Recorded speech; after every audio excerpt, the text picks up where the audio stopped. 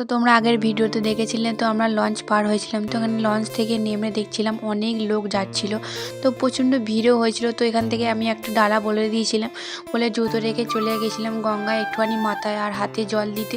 তো এখানে জল দেওয়ার পর আমরা চলে এসেছিলাম ডালা নিয়ে লাইন দিতে। তো আমরা যখন লাইনটা দিতে যাইছিল 2-3 কিলোমিটার দূরে লাইনটা, তো আমরা দেখে পুরো অবাক হয়ে গেছিলাম।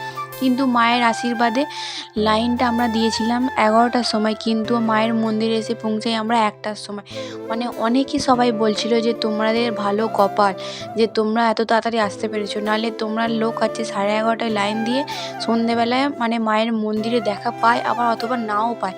তো এখানে আমরা দেখতে পাচ্ছি ভেতরে ঢুকেও গেছি।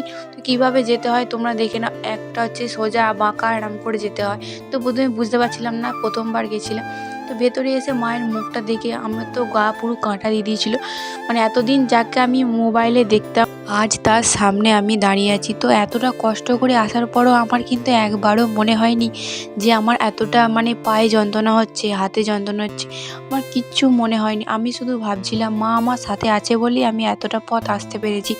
তো জন্ম হোক যার যার, বড় মা সবার, সত্যি তাই। তো আমার দেখতেই পাচ্ছ অনেক পেছনে লাইন ছিল। তো এখানে আমি ডালাটাকে প্রথম মাথায় নিয়ে নিয়েছিলাম, কারণ অনেক ভিড় ছিল, এত ঠেলাঠেলি হচ্ছিল। তো সামনে তোমরা দেখতেই পাচ্ছ ভক্তদের ভিড়ে ভর্তি।